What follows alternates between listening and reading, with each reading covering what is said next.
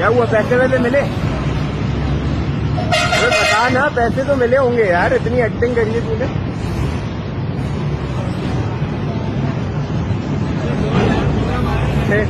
Corona का patient recover हो गया।